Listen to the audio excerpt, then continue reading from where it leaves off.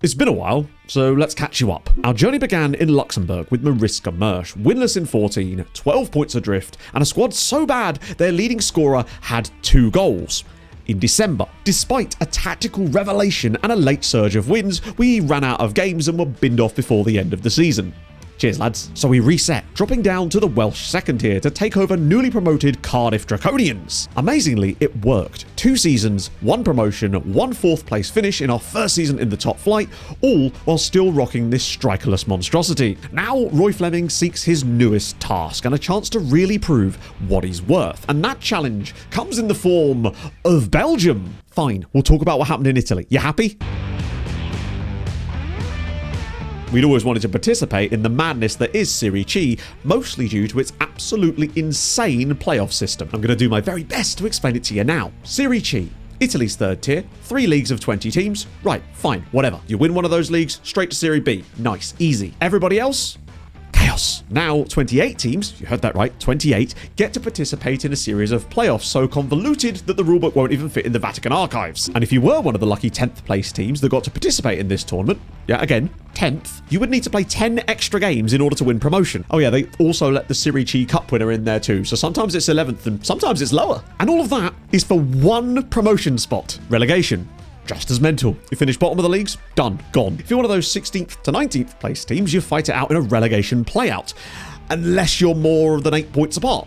In which case you just don't. So when the opportunity came along to manage Sestri Levante in that very league, we jumped at the chance, obviously. But upon taking over, we realised we were in for an uphill struggle. 9 points from safety, maybe, with 18 games to go and a much worse goal difference than everyone around us. Except Flaminia, whose generationally awful season makes us look merely bad instead of completely hopeless. And we'd get the pleasure of playing them in our second game in charge. Normally at this point, I'd run you through a list of the signings we've made, the hopes, the dreams, all that tat. But I'm not going to do that, and you're soon going to see why, as we had 3 days to prep for Ancona. And we were awful. And honestly could have lost by even more. Thankfully, we now had a chance to test ourselves tactically against a team who perhaps were in the wrong sport, Flaminia. We actually beat them 2-0, proving even a bear's broken clock can shit in the woods twice a day. Giovanni Martirana provided both the goals and gave us hope, which in hindsight was deeply irresponsible of him. Despite leading away to Romania, we threw it away in the dying seconds with a 96th minute penalty. We then flat to deceive against Ravenna and Carraresi, though at least in the second of those 2 games, our underlying numbers were starting to look a bit better,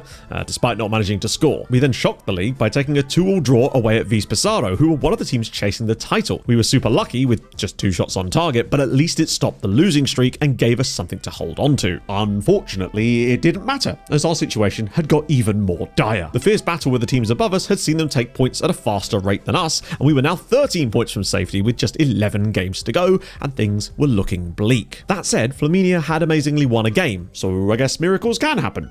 Just not to us. We were then easily swept aside by Juventus Next Gen and Pineto, but the absolute nadir of the entire save so far came against Virtus Entella. We didn't muster a single shot in the entire 90 minutes and looked completely resigned to relegation. So of course we then followed it with 2 more defeats, taking us now to 5 in a row and winless in our last 10. All those high hopes from our time in Wales had been completely destroyed. It left us a whopping 20 points from automatic safety. It was now or never, and by that I mean to earn a 0-0 draw against Reggiana to at the very least stop the slide. But it was then that we did the impossible and actually won a game at Recanatesi, thanks to De Luca and Alessio Rossi. But surely this would all be too little, too late. Pretty much, yeah. Next up, runaway leaders Cesena. They ran away with it.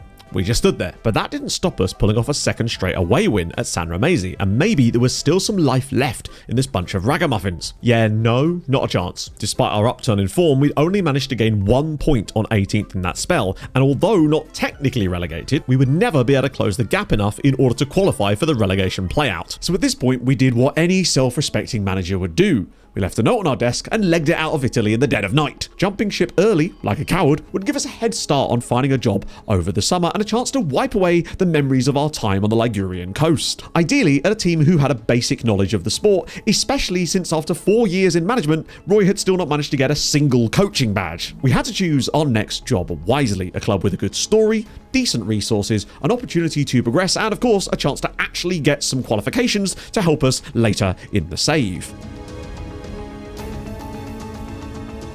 After the disaster that was our time in Italy, Roy's confidence had been shaken to the core. Did he just have lightning in a bottle in Wales, or were Sestri Levante just the most incompetent bunch of footballers ever to roam the earth? The fact that Sestri have since been relegated a step further down to the 5th tier should answer that question. But it was then that we discovered what we believed to be the ultimate opportunity.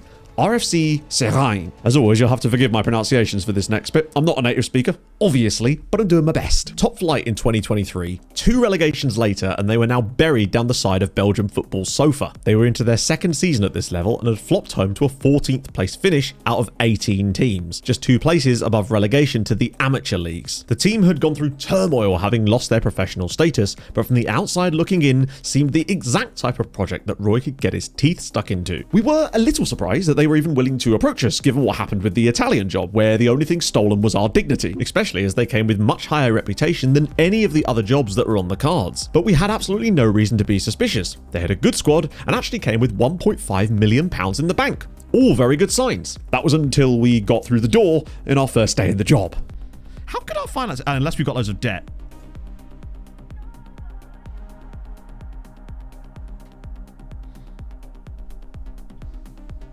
We then figured out why they were overspending their wage budget so much. Why have they got a player on £4,000 a week? He was on 4 times more money than the next highest earner, and whoever gave him that contract needs a slap. It now suddenly made sense why they'd approached us. No manager with sound of mind would ever willingly walk into this headless chicken of a football club. We were less RFC, more KFC. We knew that the task at hand had now become infinitely more difficult, but with every disaster comes opportunity, and surely things couldn't get worse than this. Right? Our first port of call was sorting out Haidini's contract. Despite the contract being up soon and interest from elsewhere, he was still our best player on paper, by far. So we arranged to keep him, and he agreed to slash his wages to £750 a week, but still refused to give up the name and address of the person who gave him the last one. We knew there'd be a huge player turnover, as at the very least we needed players who in theory could play our tactical style, which to be clear means the opposite of whatever Sestri had. The club's best player on paper, Salisuiri, signed elsewhere before we could even say hello, but thankfully Chris Lawrence and Bo Muller were happy to stay for now and give us a nice start to the backline. Haidini and his gold-plated Rolls Royce were also here for the long term, and he had to start proving that he was worth the king's ransom from before. Valentin Guillaume also looked to be a crucial cog in our style, not just as the club's captain, but as a midfield Duracell bunny who could get up and down the pitch for 90 minutes. He also had the distinction of having 13 jumping reach, despite being only 5'8". Man was like Tigger, and that is a wonderful thing. The last player of interest here to begin with was Kada Yamayogo, whose athleticism down the right could prove very handy indeed. We now had 5 players who'd bought into the project. Just needed to find 15 more of them with a budget of £3,000 a week for all of them. Nice and easy. But by the middle of July, we had managed to do a little bit more business and had started to assemble what could even be described as a football team. Bo Muller had had a change of heart about staying and forced through a move to Kortrijk for £12,500. The silver lining being that they actually let us have him back on loan for the entire season, and it meant we didn't have to pay his wages. And we could put all of that money towards the debt.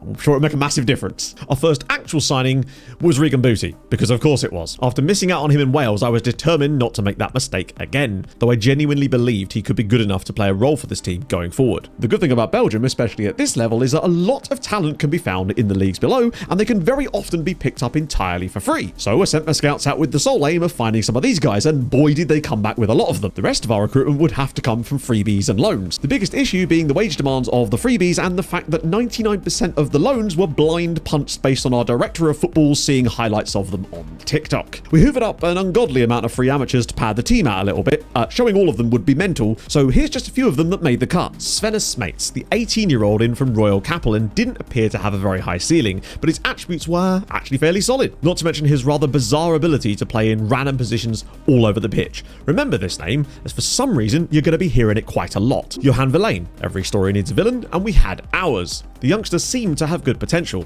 and could maybe even be a bench option for us in the league. It was a similar story for William and Goy, who really looked like the best of the bunch, especially due to his physicals, which were doing a lot of heavy lifting.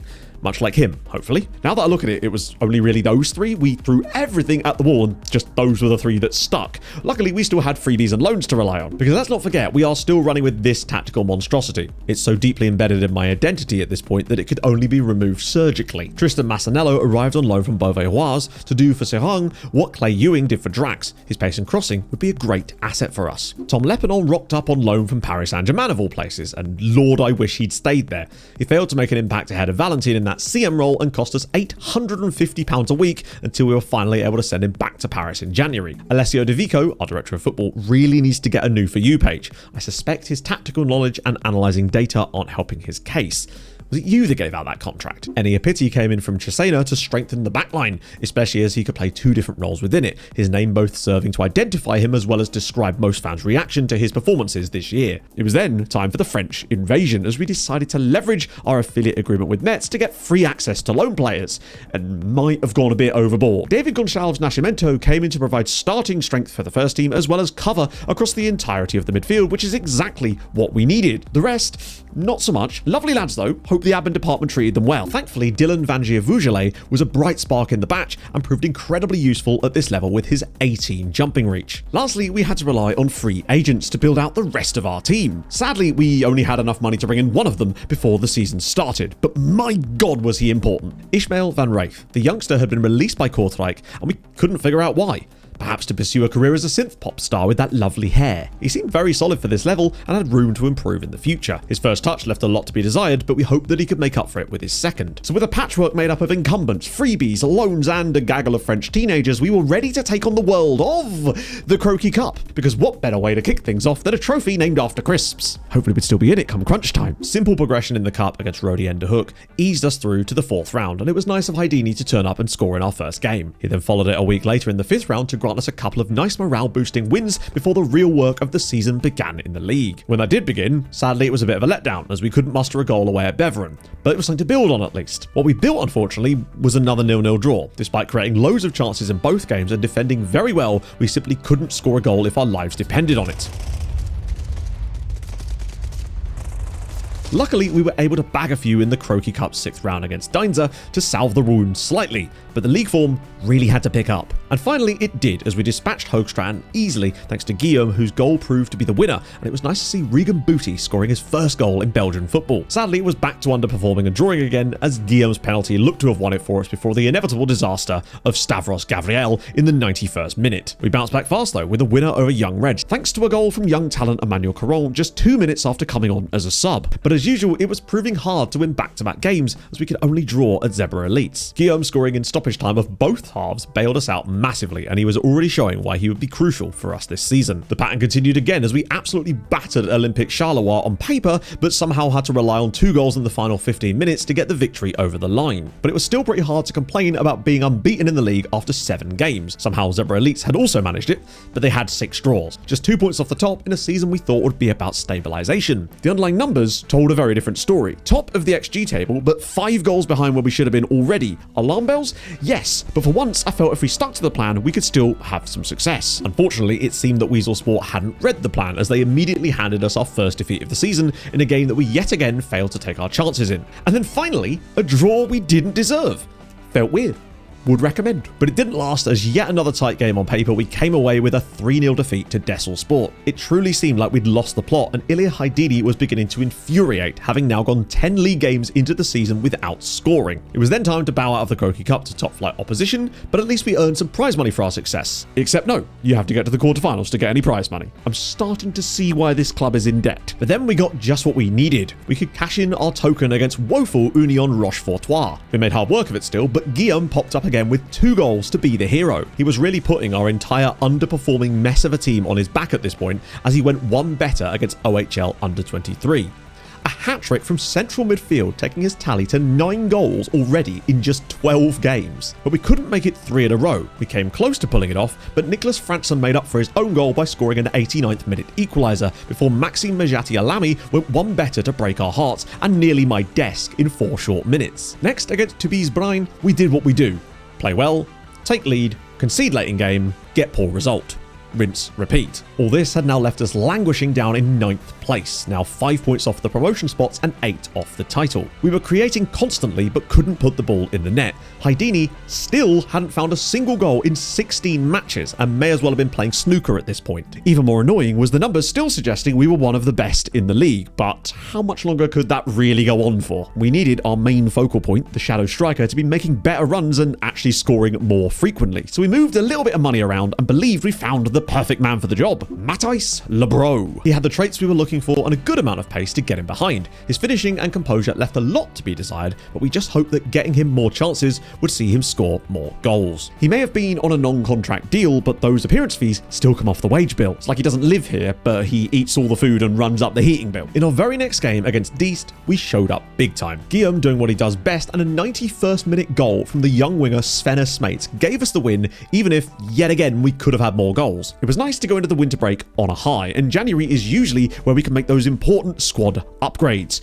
except we had exactly zero money to do that with, so we just needed to grit our teeth and get on with it. When league play resumed after the break, Ilya Haydini had apparently got some finishing ability for Christmas as he netted his first goal of the season in matchday 18. He'd been a lot more Houdini than Haydini so far this season, but as always, it was another game of poor finishing and another bad result. But we quickly shook it off and were able to stabilise with a 2-1 win over Desselsport. At least this mini run had pulled us back up to 4th in the league, albeit having played a game more than all of our rivals. It did seem we were finally heading in the right direction. But yet again, it seemed like we'd been given directions for losing as we were swept aside in another tight game against Sentillot-Winkel. Oh, come on with the posts! Are you serious? Beveren, however, provided the perfect palate cleanser as we absolutely destroyed them with chances, only to win the game narrowly 3-2. It was nice to see Lebro score his first goal for the club, and we hoped it would be the first of many. And it was, as he scored after just 3 minutes against the runaway train of Veteran, only to see them score 2 goals from 2 shots on target to deprive us of yet more points. But then came possibly the most humiliating moment of the season so far. A home banker against bottom of the league Union Royale La Louvière Centre, who henceforth I will just call Louvière, somehow wound up in a 3-2 defeat. We didn't even play that well on the numbers in this game. It was almost as if the team thought they'd won just by stepping onto the pitch. These guys had already conceded 59 goals this season, but somehow we lost to them. But now, serious questions were beginning to be asked about this team, because there is only really so long you can point at the XG table and say, hey, we're the best! We used that new fire to be very average yet again, playing well but requiring a 94th minute equaliser against SL16, before playing actually really poorly again to a boring draw against Olympique Charleroi. We feared the worst upon going behind to Vechel Sport,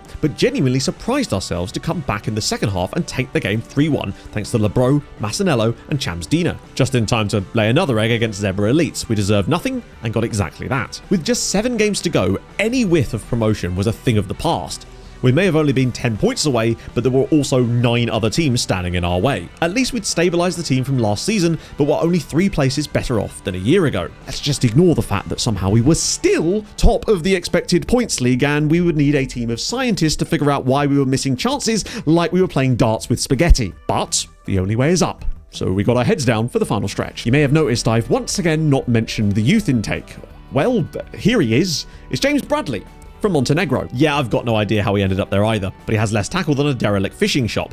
So we move. With just 1 win in 6, we decided to make that 7, as despite Lebro giving us an early lead and Hoogstraten getting a red card just 8 minutes later, we still give up the second half goal to slump even further. It was made worse as we yet again lost to a team in the relegation zone to truly put us at our lowest point in the season morale-wise. Lebro was able to bail us out against OHL as we grabbed a lucky point, but we still felt it could have been more as stoppage came back to haunt us like the ghost of Christmas. Why can't we hold a lead? With 1 win in 9 games, we finally got some delicious food. Bitty's red card was followed immediately by a Massanello goal as we got out of Antwerp like we'd just committed a diamond heist. Our first back-to-back win since November followed as we slipped past Lokeren before being very average next time out. The final day see us get another win to take 10 points from our last 4 games to make up for some of the horrendous form as of late. Lebro scoring yet again seemed, if nothing else, to have put us on the right track for next season. In the end, we had to settle for 10th place, one of the best defences in the league, but also one of the worst attacks whose anemic finishing would have left us circling the drain were it not for the resilience of our backline. Because I'm sure you're all wondering, no, we didn't actually win the expected points league in the end. You know, the real table.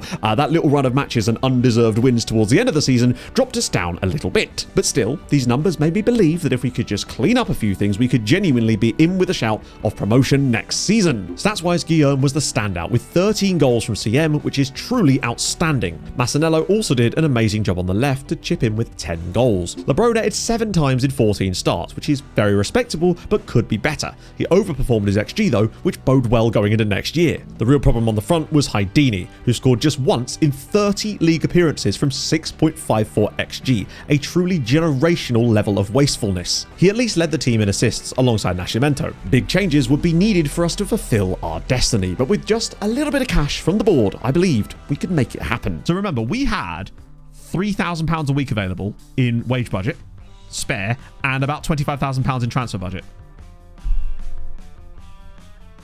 They've just taken our entire wage budget away. We had £3,000 saved up to sign a week to sign players in the summer, and they've just removed all of our money. And the most I can get out of this is going to be £600. So yeah, that bodes well. We needed to look into the new season as a fresh start. The underlying numbers were great, we just had to achieve them. It was like having a Lego set called How to Win the Belgian Third Tier and then just assembling it in the wrong order. This year, we were following the instructions to the letter. There's 1 to 5 years. I reckon we could smash this out in a month. First port of call was to free up some wages, and I did this by releasing a load of players that you've never heard of. Mostly because I've never heard of them either, which either means I'm incredibly efficient at budget reduction or I lack any object permanence. As for the transfer strategy, you're never going to believe this. Freebies, loans, chaos. Although we did try to rely on a little bit less loans this year to try and build our own team. First over the line was Sergio Matos on a proper contract to fit the proper club we hoped to become. He was moderately fast for this level, but good technically, as well as being able to play on both sides of the formation. The biggest downside being his outright fear of big matches and long throws, but that's less important. We were then able to prize away from Beveren Geert de Schrijver. Honestly, I didn't believe he was even the best fit for our tactical style, but he was simply too good to say no to due to his potential resale value later down the line. We then flailed around for a couple of weeks, going cap in hand to athletic-looking people on the street, asking them to play for us, and luckily, by July, a few of them had actually said yes, and a team was starting to be assembled. But not before we decided to exit the Haidini experience and managed to convince Slavia Prague to give us 21.5 grand for him, and a 50% of next sale fee. Not that we believe they'd be finding a buyer anytime soon. Our first big arrival was that of Morris Valincic, who honestly had no business playing at this level, but after his release by Istra, he was down on himself, so we decided to change that. Not only was he really solid for this level at the back, but he had bags of energy up and down that right side with the ability to cross, dribble, and pass when he reached the defensive third. He was to be the first player in this save that would essentially become a blueprint for their position going forward. He may be on £500 a week, but he really should have been playing in the division above. Next came the versatile Ashraf Bomanjal. He could provide cover for Morris, albeit with less energy, but he also had the work rate to operate in the ball-winning midfield role, even if his marking left us wanting more. Then was Watford Academy graduate James De Bayo, 6'2" and solid across the board. With us not having Bo Muller back this year, we very much needed more strength at the back and hoped that he could provide it, especially for only £240 a week. He was then joined at the back by Scottish loanee Darren Marshall, who honestly was very limited, but he could mark, he could tackle, and he could head. Just don't ask him to do literally anything else, like pass or control a football. After his release by Saints, Cam Bragg also drank the Seraing Kool-Aid and joined our ranks to be a massive step up over what Regan Booty had given us previously. He'd need to do some retraining to play the DLP role in this team, but we believed he was totally worth it. It was also crazy that he'd reached the age of 23 without ever actually setting foot on a professional football pitch in a senior game, not even in the cup for Saints. With Massanello's loan finishing, we had to replace him on the left wing, and Riley Owen fit the bill perfectly. Having spent the last 8 years not playing for Spurs or Brentford, this was a fresh start for him, and as a result, he was willing to join us on a non-contract basis to earn himself a move back up the pyramid. He had pure pace and was exactly what we needed. With our first couple of Croaky Cup rounds out of the way, we were ready for the league opener against Young Ghent, not knowing how many first-teamers they'd have in their squad for the game. Turns out it didn't matter, as a red card put to bed any hopes they had of achieving a result. Guillaume was once again great, but Riley Owen was the real hero, scoring the winner on his league debut. We then followed it with another 2-1 win, this time away from home, with goals from Lebro and Cam Bragg. And while we went out of the cup to Beveren after playing a week inside, we were now faced with a massive decision. Do we commit to more signings on deadline day this season and really make that push for promotion, or do we play it safe and hope for the best? Moments later, Auxerre strolled in and slapped £100,000 on the table for Christopher Lawrence and a 50% of next sale clause. We accepted before they could change their minds. Young talent Dylan Boyer was also sold to Kortrijk for £29,000 and similar clauses to give us a little bit of moolah to play with going into deadline day, which was nice until the board reminded us we're only allowed to keep 10% of anything, which is like finding a fiver in your pocket while you're being mugged. Our first pickup was 27-year-old Italian Anthony Angeleri. He was the ultimate utility man. He could play at centre-back, right-back and even left-back, as his right foot would be very useful in the inverted role, all for £250 a week. We then dropped £325 a week on Will Jenkins-Davis, not even knowing which role he would play in our tactic, but we'd give him a go in all of them and hope for the best. Like a Swiss Army knife, but all the options are spoons. It was then time to get back down to business in the only way this team knows how. Winning 2-1, and it was lovely to see youngster Sven score his first goal of the season. Chat had already taken a liking to him, and it was a well-received goal. Unfortunately, after 3 straight wins, we were given a wake-up call, being easily beaten by Olympic Charleroi. But this seemed to trigger something never before seen in this Seraing team. Resilience. It propelled us to an incredible 4 straight wins, and more importantly 7 wins in our first 8 games of the season. We were finally seeing the results of all those underlying numbers from the previous year. Everyone was chipping in with goals, and we didn't feel too reliant on one player to carry the goal threat. It all left us 4 points clear at the top and 5 of dropping out of the promotion places. However, both teams underneath had a game in hand, just going to show yet again how tough it was going to be to clamber out of this division. All we could do is get our heads down and keep winning. So naturally, we dropped an absolute howler against a team fighting relegation, just to remind us not to get too ahead of ourselves. But then that word resilience came back round again, as 2 great performances saw us beat Vezhelsport thanks to Guillaume, who else was it going to be, and Cam Bragg. Then Deist with yet another goal from Guillaume. Despite all of our signings, this guy was still by far our most important player. Holy shit. Darren Marshall. I just want to talk. I'm sure it's nothing. It was then time for our first draw of the season. A tough one to take, but we moved on and humped struggling Virton thanks to a hat-trick from yet again Mr. Guillaume. I once again need to remind you at this juncture that this man is playing central midfield. Another boring draw soon followed before an absolutely brilliant victory against Hoogstraten, where we prevented them from even getting a shot on target, thus allowing the goals from Matthijs Lebro and Sven Mates to be decisive. You could be forgiven for thinking that 11 wins and 2 draws in our first 15 games of the season would give you a comfortable lead at the top. Well, you'd be wrong. The gap was still 4 points. At least we'd all played the same number of games now. There were some truly woeful teams down at the bottom, which had caused more points to flow up the league. We were doing our very best, but the 2B teams were proving impossible to shake off. Not to mention St. Alois Winkelsport had entered the picture as well now. Then, as if on schedule, it all went a little bit wrong.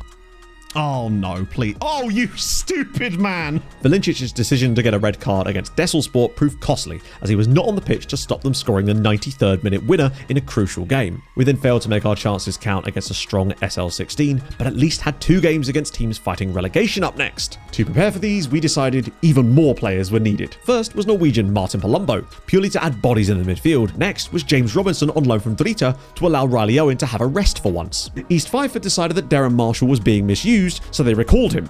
We were playing him as a centre-back, which is what he is. Maybe they thought he should have been working in the club shop. I don't know. He was replaced by 2 more loanies, who I believed were better anyway. I'm not bitter. I promise I'm not bitter. Dražen Slukic and Patrick Lashinsky were both far better defenders and even offered a nice scoring threat from set pieces. And the names added a lot of scoring possibilities to Seraing's Scrabble. So, how did the new guys settle in? Well, Robinson lasted 23 minutes into his debut before seeing red, and we lost 2-0 to a team begging for survival. It's fine though, because this team has Resilia. Oh wait, no. We were a goal up thanks to Guillaume going into the final 25 minutes and managed to ship 4 goals, and pop went the Vezhelsport. That tiny wobble combined with an injury to Riley Owen had set us back big time. We dropped down to 4th in the league and we're now 3 points away from the promotion spots. What's even more mad is that after 19 games there was just 4 points separating the top 6 in the league. The finish was shaping up to be absolute cinema. We just needed to make sure we were the star of the show. And it was at that point that even more clubs came calling for our younger players. Now, I wouldn't normally sell the young lads to win now,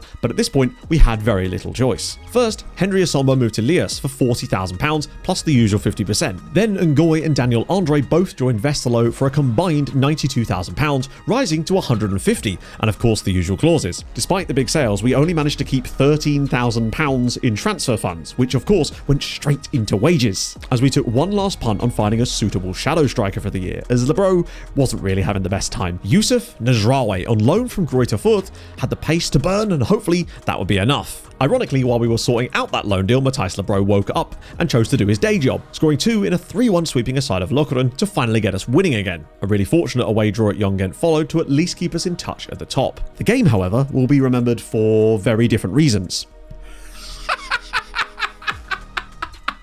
Chartered, I have a goalkeeper on the bench. Oh, I don't think I've seen a red injury for a goalkeeper. in the entirety of FM24. I was then forced to put Sven Smates in goal, and to his credit, he only let in one. Nasraoui finally made his debut against Virton, and despite not scoring, looked at home on the pitch and ready to take this team to the next level. So of course he buried his first goal for us in the very next game, which would normally be good if it wasn't for the fact that we absolutely smashed Young Reds, only to see them score their sole shot of the game to steal a point from us and prevent us climbing closer to them in the league. We took that frustration out on Hoogstraten in another top of the table clash, coming away with 4 goals, 5 if you count Angeleri's contribution to our opponent. We then stayed winning as Nasraoui was really settling in, scoring 2 more as we stretched our lead early and then managed the rest of the game perfectly. Like all good things, they end in pain, and today's pain came in the form of an away game to Mechelen, a team looking at a 3rd relegation in 4 years. Guillaume gave us the lead, Slukic decided he fancied an early night, and we gave up a stoppage time equaliser. Thankfully in the next game his defensive partner showed no such weakness, scoring a goal in the middle of 2 more from our boy Valentin to stretch our unbeaten run to 8 games. The even better news was our return to the top of the league with just 7 matches left. Everyone behind us had an extra game to play, but just let me enjoy this, damn it. Our goal difference was the best, we were 4 points clear of 3rd, and things were really looking up. A solid end to the season would see us over the line and promoted to the 2nd tier. But oh no, we don't do things the easy way here, as we forgot entirely where the goal was. Managing no shots on target against 2nd place St. Alois Winkelsport, seeing us lose top spot right there. This time we recovered with a 3-0 thrashing of Diest with yet another goal from Nasraoui before scoring 3 more against Beringen to massively steady the ship going into our final 4 games. Still 3 points clear of 3rd. I did not care one iota about winning the league. All we needed was promotion, but there was still a gaggle of teams waiting to pounce on any mistake we made like vultures. Our only choice was to carry on, and we chose the perfect time to play like ass. Nasraoui gave us the lead, and we spent the rest of the game pretending we'd already won it. The equaliser was inevitable. It then got even worse as we failed to muster a shot on target at home to Olympic Charleroi. Valencia's red card proved to be yet another costly error. Against Desselsport, we battled hard and created chance after chance after chance, but could not find the back of the net. Even more surprising was Valentin Guillaume missing a penalty in his biggest moment to come up clutch for us. It left us limping into the final day where an absolutely insane scenario was shaping up. But before that, a gift from the gods. Oh my god, I was actually right. Oh my god. Oh my god. Thomas Steinmetz, a 5-star PA, 2.5-star CA monster of a DM. He could tackle, he had great work rate, he was already consistent and determined, good on both feet. His biggest flaw was his natural fitness of 8, which was unlikely to improve a great deal. But it was amazing to see that this guy could actually be a useful player for us next season despite being only 16 years old. But now, back to the insane final day. With 1 game to go, there were 2 points separating the top 6 in the league. Any of the 6 teams could still win the league, and any of them could still be promoted. You might also be thinking, wait, if you've got a plus 23 goal difference, why are you 3rd and not 2nd? Is it head-to-head? Nope, our head-to-head is a 2-all draw as well. We've also scored more goals than them and conceded less. So what on earth is the tiebreaker here? Yeah, it's games won. What this meant for the final day, though, was that if they won, there was literally nothing we could do. We needed to better their result. However, if they lost and we drew, we'd go above them, but there was every chance that Desselsport and Young Genk would leapfrog us in the process. Our best case, we win and they don't. Or we win and lead us Hoogstraat and bottle it. Easy, right? You can see why this was so damn tense. I've genuinely never experienced anything like this playing FM. But instead of me jabbering, I'm just going to let it unfold for you naturally. The goalkeeper's over a little bit. Yes, come on! Riley Owen in off the post. We lead, and now Hoogstraat have taken the lead against Mechelen. So they would go back above us. Ghent have scored, which means we are currently getting promoted on goal difference. And Desselsport winning as well. Yeah, Charleroi, I think, have put Winkelsport to bed. Oh my god. Wait, it's onside. Lashinsky's made it too. The only thing now, if we could win this game, that could stop us from going up would be, obviously, throwing the goals away. Winkelsport would have to score 3 times. Oh shit, it's 3-all. They've equalised. Can I scroll that down to get a better idea of what's going on in that game? Oh no, there's a red card. He's just going to square this for an easy tap-in, isn't he? Yep. Okay. Oh, they've scored. They were 3-1 down. We're gonna get not promoted on goals scored. Wait, we're back in front. Wait, what? It's an equaliser. Matoko with the equaliser for Charleroi. Come on. Just gonna make sure we can see that score. No, they've scored again. So when all was said and done, we'd missed out on games 1. Rules are rules. but this has to be the most heartbreaking way I've ever missed out on promotion. In the end, there were just 2 points between the top 5 and basically any other tiebreaker we'd have been promoted. From a stats perspective, Guillaume had incredibly underperformed his XG despite being so clutch for us all season. 13 goals was still an incredible season from him. He also chipped in with 6 assists. Lebro did get twice as many goals as Nasraoui, but it really showed that having the pace to get in behind defenses was vital to this tactic, as he'd nearly generated as much XG as Lebro despite playing literally half of his minutes. Pace was going to be the name of the game in the summer as we hunted for the man that could lead the way. Matos and Owen were creative machines too, combining for 17 assists between them and 9 goals. Cam Bragg was also a useful addition, even if it would have been nice to see him assist a few more. Loni Lashinsky proved that we needed an aerial threat from set pieces next year, as a full season of his kind of scoring could well have been the difference for us. The board, however, had found enough faith in Roy to offer him a new 2-year contract, which of course we accepted as we still had unfinished business in Belgium. The plan for season 3 at Seraing was simple: build upon the success of last year by bringing in better players in the crucial roles in this tactic that make it tick. That and hanging on to our existing key players while spending the money that I'd slowly been whittling away on some nice freebies and potentially a loan or two. The board, though, had other ideas, and none of them involved spending money. First on the chopping block today, chat, is crying. If you missed it, the board gave us a negative transfer budget. They also gave us minus £67 in wage budget. I have managed to rectify that, of course, by contracts that have expired and various other things. So Belgium and some other nations have a lovely little thing called a negative transfer model. Not something I'd ever experienced before, but boy was I about to learn all about it. So you see, instead of rewarding the great things we'd managed to do on the pitch this year, despite falling slightly short, as well as being able to pay off a nice amount of the debt, they decided to punish us instead. But more importantly, a negative transfer budget of £144,000, meaning I had to earn them 144 grand before I was able to spend a penny on players. Sure, you might say, but you sold 150k's worth of players in January alone. It cannot be that hard. And that might be true. But remember, we're only keeping 10% of any money that actually comes in through transfers, meaning that in order to pay that off, I'd actually have to get 1.44 million in transfer revenue. And honestly, I think I'd have a better chance of convincing you, the viewer, that I'm a functioning human being. I promise at some point I will make a video that sort of explains what's been going on with me over the past year to 18 months, but for now I just kind of want to give you content. Ooh, that got real for a minute. Things got off to the perfect start for us when Riley Owen decided he was too good for this level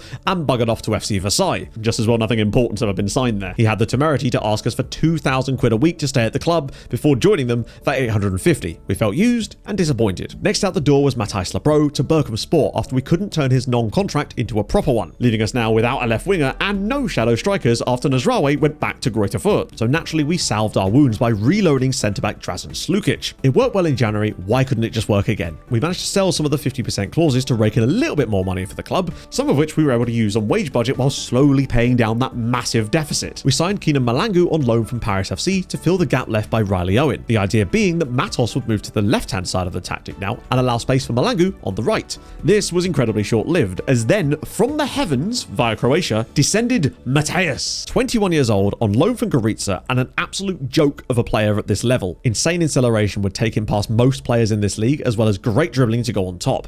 Malangu had suddenly become a very decent backup, and the wings were looking a lot brighter. We then grabbed Adnan Salovic, not to play, but just so we had a backup keeper and Sven mates wouldn't be forced to play in goal again. Joe Billitt joined from Leeds on a free, but we were really struggling to find any quality players that could make this team better.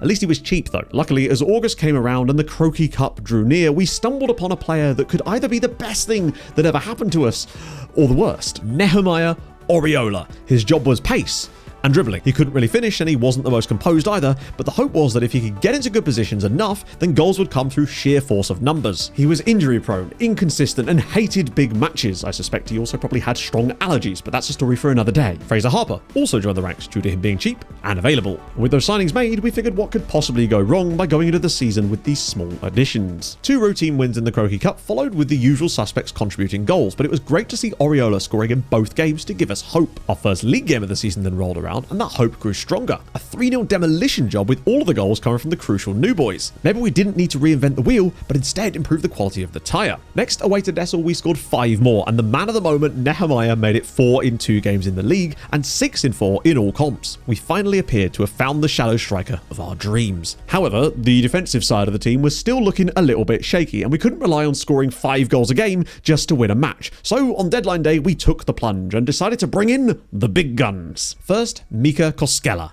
The Finnish international was solid as hell technically, but also had the added bonus of being 6'5" and 18 jumping reach. He could reach the highest of shelves and hopefully be a huge threat from corners. He was joined by Marco Bellic. The Italian was arguably better from a technical standpoint, but just lacked the same aerial threat. But for a combined 900 a week, it was a no-brainer. But lastly was perhaps the favourite of the bunch, Ousmane Diaw, 6'2", strong, fit and pretty speedy too. Better than both of the others and amazingly only on £120 a week. Probably the bargain of the save at this point. He could play left back for us and play in the centre back pairing. The trio had very much taken us up a notch, but also very much into overspending our wage budget. But if it got us promoted, we did not care. He even grabbed a goal on his debut in the Croquis Cup as we swept past Rebek. Then, upon seeing the way that goals were conceded, we then actually made a minor tactical tweak to prevent the balls being played through the middle quite so easily. We did this by no longer forcing teams inside, not forcing them anywhere particularly, just making sure we maintained our shape. Koskela then chipped in with 2 of his own as we took Tubi's Brian for a ride, with yet another from Oriola. We then made it 4 wins on the bounce with a more calm and measured performance away at Young Lions. 7 games into the season, we'd won them all. 3 in the cup, 4 in the league. This team had started strongly before, but something felt different this time. Already 3 points clear at the top, plus 9 goal difference after 4 games. We finally seem to have some consistent scoring and a better defence. This had to be the year, surely. Next up against Young Ghent, things took a turn as we kept coming from behind to fall short. Koskela thought he'd bailed us out in the 90th minute, but Tubi had other ideas as we fell to our first defeat of the season. Everybody is allowed an off day, and as long as we didn't make a habit of it, there would be no issues here. First, we rattled off 4 straight victories in the league, scoring 11 goals over the period and letting in just 4. 3 of the games were away from home too, which really showed our newfound strength. Mateus and Oriola both grabbed 3 goals apiece over the 4-game stretch. Unfortunately, against Zebra Elites, the run came to an end, as although we were able to shut them down, they too were able to trap us in stalemate. Not to worry, we said, we'll just become even more defensively strong. First, a 1-0 win away to Deinze, thanks to Ousmane Diaw. Then a 1-1 against Beveren, also thanks to Big Man Diaw again. However, we were then presented with quite an issue. Wow, Christ. I hadn't considered that. This international break means we've lost our goalkeeper. The backup goalkeeper is also on international duty. You think we're going greyed out? I don't think we're going greyed out. I think we're going Sven. No one in the under-18s. We've got Sven. We do have someone in the under-18s, but he's ineligible because he's playing for the under-18s on the same day. The only player we can... Amazingly, the man kept a clean sheet and made 2 saves as it was Fraser Harper off the bench with 2 incredible goals. Oriola's goal in the first minute gave us yet another away win, and another early goal from him put Vesselsport under our control before Bellic and Guillaume added 2 more to round off a 3-0 victory. 10 games unbeaten and just 1 defeat in our first 15. But to be fair, we only lost 2 of our first 15 games last season, and look how that went. The biggest change was only conceding once in our last 6 league games. This all left us top of the league by 7 points, but more importantly, we were absolutely flying away from 3rd place and already found ourselves 13 points clear and showing no signs of slowing down. 34 goals scored and just 12 conceded put us in a commanding position. Oriola already had 12 goals and over 10 XG. Sergio Matos was already into double digits for assists. It wasn't even Christmas yet. In amongst all this, we'd even put on an amazing display in the cup against Giants Standard Liège, but narrowly lost 4-3. And it was at this point that news reached us that could be the answer to all of our prayers. No. Sorry, no. Hang on a second, a minute here. You can't see it there, but the news article above actually stated they wanted to give us a transfer budget in the 3rd tier of £42 million. We were already planning on the way to sign Mbappe. Unfortunately, exactly 1 month later... Oh, mate. The reasons for the breakdown talks are not known. Why are they not known? So no money for us, but the games and the vibes kept coming. With 2 games left before the winter break, we managed a narrow away win thanks to Mateus again, followed up by turning a defeat into a win with Oriola and Guillaume getting it done just in time for Christmas. We decided that given our current dominance, January could be an easy one. We signed Drisser and Dyer on loan to play backup to Van Wraith, just in case, and because our other backup had been recalled. Still just trying to play it safe and hope no funny business occurred. But other than that, we made no other business, because if it isn't broken, do not try to fix it. In the new year, we picked up right where we left off, as your friend and mine, Valentin Guillaume, grabbed a brace in a comfortable win over Berkham Sport. We finally dropped points at Zebra Elites, but arguably it was a point gained, as we were 2-0 down after half an hour before Diaw and Matos got us pumping. This minor setback seemed to spark an even bigger fire under us, as we went straight out a week later and hammered Vesselsport 4-0, with basically every main character bar Mateus chipping in a goal. We didn't slow down, as 2 more wins followed, and with them came 2 more clean sheets. The defence had been utterly impenetrable impenetrable this season at times. One more win was added thanks to a goal from fan favourite Sven Smates, and that now took our run to 15 wins and 3 draws since the last time we'd tasted defeat in the league. We truly were in a class of our own. 60 points after 23 games, 18 points clear of second with a game in hand, and 20 clear of third. If things stayed as they were, we could win promotion with 6 matches to spare. I'd never really experienced dominance like this, especially in a lower league where the margins are usually so tight, and you saw how they were last season. And you have to remember, even at this stage, we were still working with the 3rd lowest wage budget in the league. It truly was a case of vibes and everyone buying into the philosophy that was getting results. And those results continued with another 4-0, this time over Vechel Sport. It then took an 88th minute winner yet again from Sven Smates to get us over the line against Patro Eisden, making it 6 wins in a row. This all meant that if we could win against Beringen away from home and other results went our way, we could be promoted with 8 matches to spare. Would have been catastrophic, but this year it just feels like, oh well, we'll recover. Although, actually, wow, we're losing! We've got a 6-game homestand, so we need points now. I mean, oh, there we go. 1-1, lovely. 3 level of points for Lucic. There it is! Fraser Harper! Come on! Fraser with the goal. That could surely do it. Officially promoted with 8 games left. And we've got 69 points. We were now a whopping 26 points clear of third with 8 games remaining and just a couple of points short of claiming the title too. Still, just 1 defeat in 26, this team was unstoppable. But we were still on the fence as to whether we should stay at Seraing for next season or try to move to a new team that could potentially actually get us a coaching badge after 7 years of management. It would all come down to how much money the board were going to provide us to build a squad for the 2nd tier. Amazing if we got them promoted with the record points tally and they give us negative money again. Hang on, sorry. I have a £16,000 a week wage budget, but no transfer. I can't even move it over, I don't think. Nope. I have no. We decided at that point it might be best to leave Seraing to their own devices for next season, but not before winning the title in style. Well, actually, first we decided to lose at home to Diest, presumably still hungover from celebrating promotion 6 days earlier. We needn't have worried though, as we travelled to Tubize up next, and despite being pegged back, we were able to get the win over the line that crowned us champions of the Belgian 3rd tier. Use your imagination. Oh, title. Love to see it. Sit back and enjoy it. Now we're talking. That's better. And the rest of the season was virtually flawless too. First, a 3-1 victory with Oriola grabbing 2 more, a 5-0 hammering of Beveren to keep the vibes and the goals flowing. Sadly though, our unbeaten record away from home came to an end against Young Ghent. Remarkably, in a season in which we only lost 3 league games, Ghent still managed to do the double over us and literally wouldn't have been promoted if it wasn't for those points. You're welcome. We still wanted to finish with a flourish, so we slipped 2 more past Lokeren and Temse. The final day actually gave us the exact same fixture as our heartbreak last season. We got the job done, just like last year, but there were no technicalities to take it away from us. 87 points from a 34-game season was a new record for this league, and we were very proud of that. 24 points clear of 2nd and 26 clear of 3rd. We scored 76 goals and only let in 25. Ishmael van Raef managed 17 clean sheets to go on top of that. From a stats standpoint, Oriola 20 goals but needed 19 XG to make it happen. Guillaume continued his trend of being bang on but always coming in clutch with us with 11 more, double digits in each of our 3 seasons at the club. Giao managed double digits too, which made a huge difference. Mateus and Matos were immense, 16 goals between them and 27 assists off the wings. This truly was a team that had bought into our style of play and had reaped the rewards. Youngster Thomas Steinmetz played over 30 games this season as a 16-year-old and was showing no signs of slowing down. We had no idea where our next club could be, but if we could get somewhere with a budget, then several of these guys I would have loved to have brought along for the ride. Oh, and since the whole point of this save is to win the Champions League with a team that's never been to a European final, I figured we should check in on how that new list is going. Let's start with the Champions League, and the only team to cross themselves off the list so far in the save is RB Leipzig, who somehow fluked their way to a final in the first season. Oh no. Moving on to the Europa League, where it's actually been a little bit busier. Newcastle have already won it twice, because of course they have. And last season, Hoffenheim reached the final, but lost to a frankly ridiculous RZ side, so they're off the board as well. But if you want some real movement, then the Conference League delivered immediately. Season 1, boom, Osasuna reached the final, only to lose to Aston Villa. We also lost Wolfsburg a few years later, and then Stuttgart the following season. And most recently, Bologna, but then they got given the same treatment as Real Betis this season in real life. A few fun clubs off the list, but nothing too devastating. But for now, Roy considered it time to move on and hopefully upwards to better things. We'd seen teething problems, gut-wrenching heartbreak, and then redemption in the most dominant way possible. If Roy could get a team at a higher level to buy into this style of play, the sky truly could be the limit. Today's lesson is this: if at first you don't succeed, keep buying faster Shadow Strikers until you do.